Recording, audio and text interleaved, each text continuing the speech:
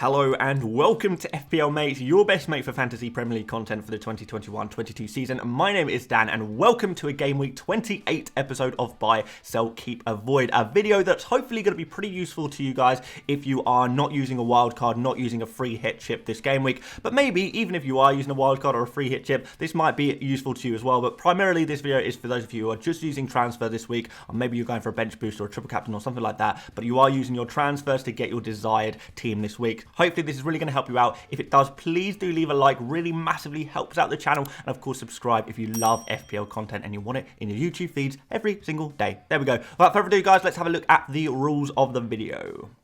So buys are players you probably don't have but should consider bringing in. Sells are players you probably have but should consider removing. Keeps are players you probably have. You should keep these players, and avoids are players pretty hyped up right now. A lot of people are saying go for these players, but maybe I'm thinking maybe give these players a miss. So that's basically the basic premise. We're going to have two in each category. Let's get started with some buys.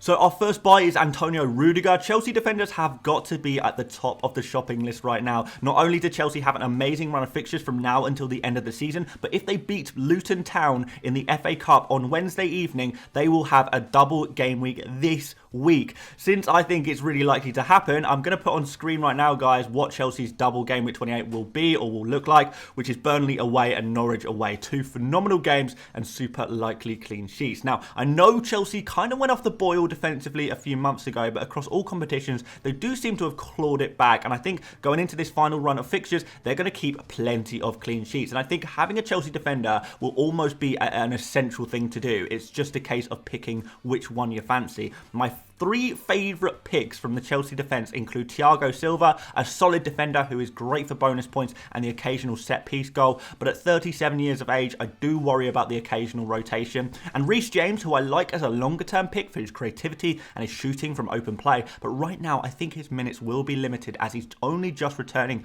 from a long injury layoff. So if we're looking for the most nailed-on Chelsea defender, who we know is going to play near enough every game, a factor which is really important when we're targeting double game weeks, then Rudiger is probably the guy, right? He has been absolutely nailed on throughout this season, playing basically every single Premier League game for Chelsea. He's also been really quite attacking this season, despite being a centre-back, often given the freedom to move forward or to stay forward, maybe even during kind of sustained attacks. Among defenders, he ranks in the top 10 for things like shots in the box, XG, big chances, and he's even creating a key kind of goal-scoring opportunity every other game, roughly. We know defenders kind of thrive on these easier games as well, and Chelsea now have all of their games, the hard games are kind of behind them. They've played City twice, they've played Liverpool twice, they've just got easy games left pretty much. In addition to this, Chelsea have two games in hand, one against Arsenal and one against Leicester, both at home. So in addition to the game week 28 double that we're kind of predicting, Chelsea are going to have a minimum of two more double game weeks between probably game week 31 and game week 37. It's really hard to predict exactly when teams will double, but what we can do is we can give ourselves a little bit of a head start by picking players who are owed doubles in a sense, maximizing the likeliness of having or already having players ready for spontaneous double game weeks. Picking Chelsea players does do that, so we've got doubles to come, we've got double this game week, and we've got an insane run of fixtures even without any of the doubles. Picking up a Chelsea defender right now is just basically essential, I think, and Rudiger is probably the sensible pick for that.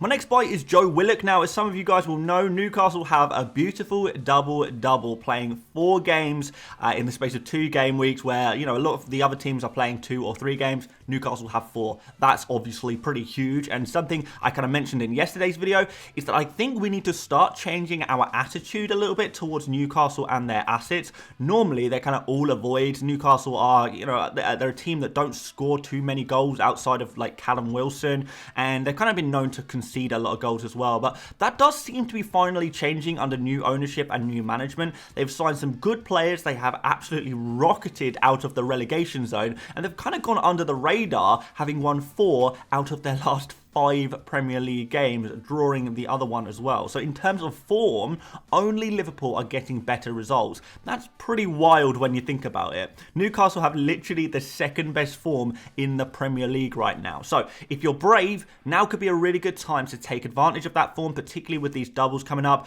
It just becomes, again, a case of who do we go for? Well, Matt Targett and Fabian Schär, they look great options in defence. I think they will get plenty of points, but for defenders, we're probably going to be looking more at Chelsea right now if we're looking for a defender, right? If it's a forward we need, and then some Maxman's injury is causing some minor concerns, I'll talk about that a little bit later. Chris Wood feels like a bit of a punt, as he's not quite showing the form we hoped that he would have in Newcastle shirts, which kind of brings us to midfielders. Ryan Fraser looks really good, really creative, but with midfielders, kind of goals that we're looking for, and Joe Willock is a phenomenal goal-scoring midfielder when he's in the right groove. 2 goals in his last 2 games suggests he is in that groove, and his run of goals around this time last year, so kind of from April 2021, he scored in 7 consecutive games for Newcastle in the Premier League, in a far worse Newcastle side as well, far fewer chances being generated. Could he be one of those form players, Willock? One of those confidence players, kind of like a Jesse Lingard or a James Maddison, one of those players where, you know, when the goals tap starts running, it doesn't stop. If so, and there is evidence to suggest that might be the case, we could have already embarked on that run of form. So at this price, we absolutely need to get him in, ready for the rest of the goals that he's going to score in this run of form. Hopefully, you know, they're all going to come within the next 2 game weeks, the next 4 games. It's going to be an absolute haul over the next 2 game weeks for sure. On to some sells. I'm going to start you off with Odsonne Edouard. What can I say? The Edouard experiment has failed massively, and those of us who took the plunge expecting greatness, myself included, we kind of have to hold our hands up and say we were very, very wrong about this one. He was never truly nailed. I do understand that, but I don't think anyone expected him to be frozen out of the starting 11 to this extent. Any goal-scoring form he showed before he's been kind of resigned to the bench, that kind of must be gone now, surely. And Vieira seems to prefer a front 3 of Zaha, Mateta, and Elise at the moment. Those kind of seem like the main guys in the Crystal Palace attack. Zaha, he's kind of the star of the Palace team. Mateta, he's just signed a big contract, so he's clearly part of the club's plans. Elise is the big summer signing, you know, the hottest prospect on the Palace roster, and the man in form as well, to be fair. So there's not really much room for Edouard here, and even after that, you know, he may find himself competing with Ayew, Benteke for consideration in the starting 11. I can't figure out exactly what Edouard did wrong, and I suspect it's more of a tactical decision, but Edouard does not seem to have a solid future this season and may find himself waiting a while before he gets his chance again. There's nothing to suggest that chance is going to come anytime soon. There's just too many good players in his way, and with the emergence of some really good forward options such as, you know, Adams, Broja, Jimenez, maybe Lacazette, maybe a punt on one of those Newcastle forwards, there's little reason to keep Edouard.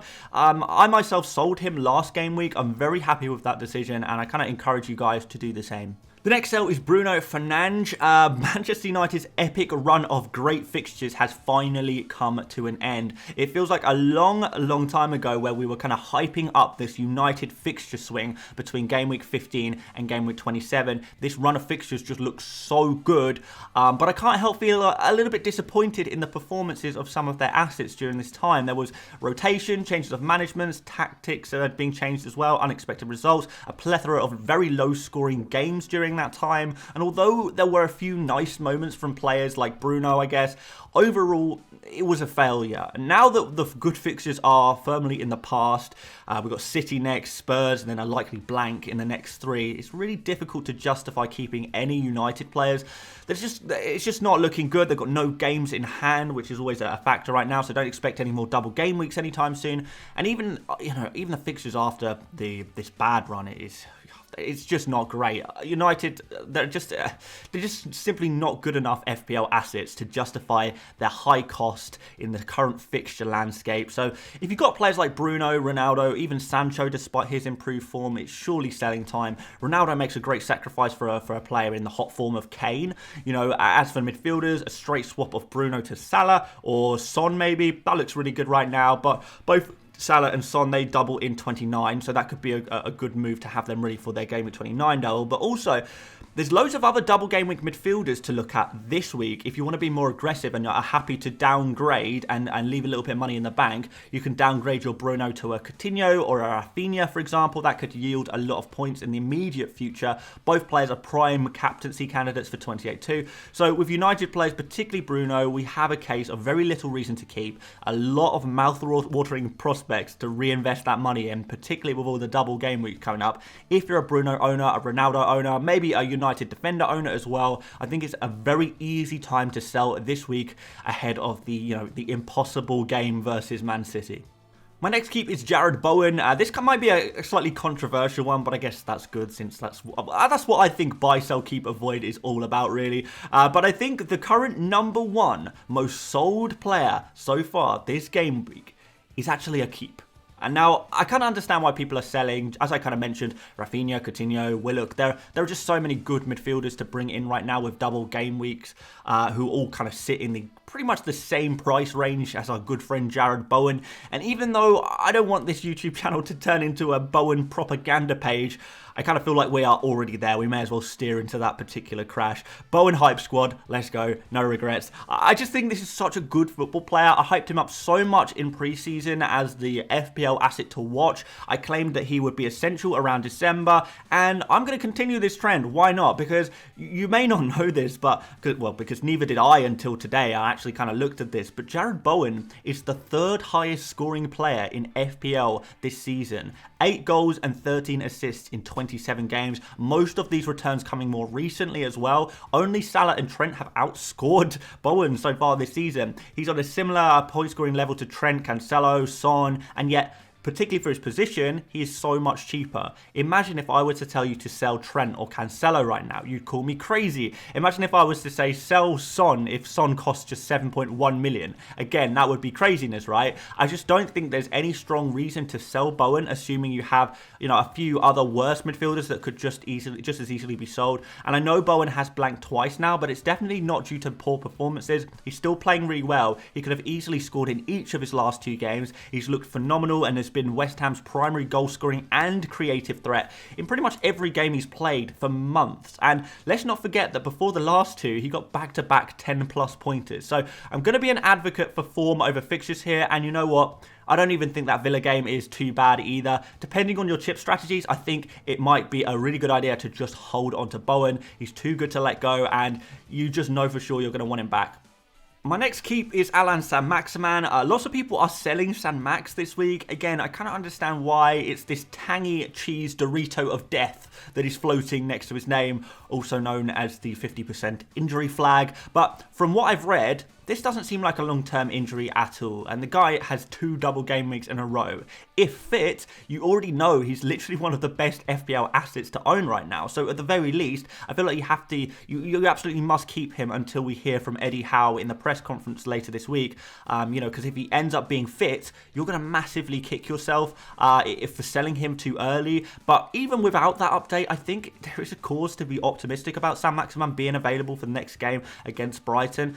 He was in contention for the Brentford game in Gameweek 27, but he wasn't quite ready. There's an entire week between that game and the upcoming game. So if he was almost ready for Brentford, surely he's quite likely to be ready for Brighton, right? Howe has said that he will be a lot closer for that game, so he seems optimistic. And Howe's also kind of said, if fit, he's going to play because he is so important, even if he can only manage some minutes off the bench, kind of thing against Brighton. He has that Southampton game that he could start, as the second game in the double. And then the following game week, it's another double. So I feel like the worst case scenario is still a very good scenario. If I had him, I would keep him unless we hear explicitly that he is out. And I don't think that would happen, even if he is out. So an absolute must keep, I think, and potentially even a buy if you're in the market for a new forward and we do get any positive kind of news about Saint-Maximin. That's how confident I am. Consider buying him as well as definitely keeping him.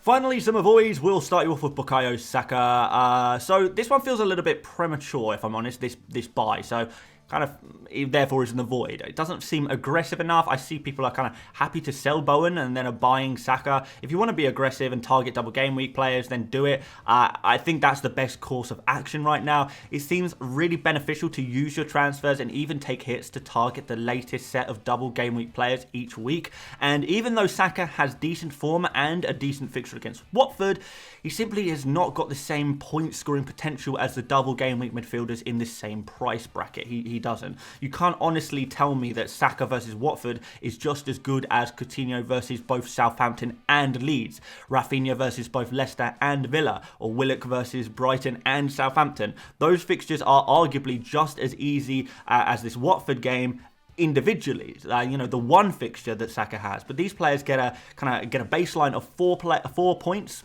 instead of 2 points. Saka will get 2 points as a baseline. The other players will get 4 points as a baseline.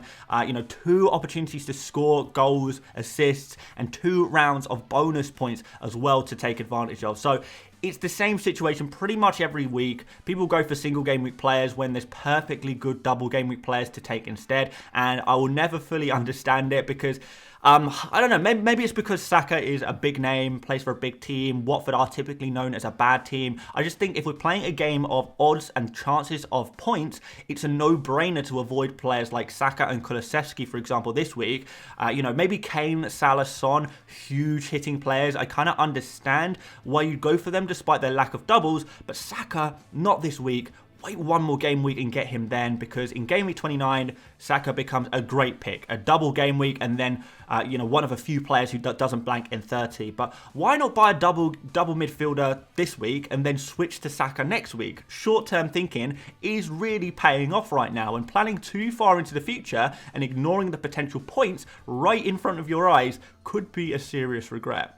And my final avoid is Huang. I kind of wanted the other avoid in this video to be a double game week player, since I think the last section, me talking about Saka, I probably explained pretty well my opinions on single game week players. Mostly, I think the hyped up double game week players all have some justification behind them, but one name that seems to have cropped up recently as a double game week target to go for that I don't agree with is Huang. So even if you're super tight on budget, I just wouldn't go near this player, to be honest. Figure out a different route to get a better forward, even if it means taking a hit. And there are a couple of reasons for this. Now, first of all, I just don't think Huang is great for FPL points. He's scored just once in his last 12 Premier League appearances. No assists in this time either. You'd be, I don't think he's gotten a single assist this season, to be honest. I think you'd be disappointed if one of your cheap defenders had this little goal contributions. If one of your cheap defenders only had 1 goal contribution in 12 games, you'd be disappointed with that. So, let alone forwards, that's a much bigger deal. And I don't even think that it's because of bad form necessarily, since this is pretty much consistent with Huang's career. He's never been a guy to score a lot of goals. He's just not that type of player, which is fine. It's just not necessarily suitable for FPL. Either side of his recent injury, he had fallen out of favour a little bit at Wolves. And even though he has started each of the last 2 Wolves Premier League games, there is a very good player kind of looming in the shadows at the moment, just now returning from injury and getting a few minutes in. And that player is Pedro Neto, a player who is insanely good. I really rate this player. I'm sure, the team at Wolves definitely really rates this player as well. And I think he's surely the first choice left winger when he's fit. And now he is fit. So maybe Huang plays one of the double, Neto plays the other. That's not good enough. And basically, you can't really consider this a double game week for Huang, because I do think Neto is going to play at least one of the 2 games. I do expect a 3-pointer from Huang realistically. Definitely not worth spending a transfer for a 3-point player.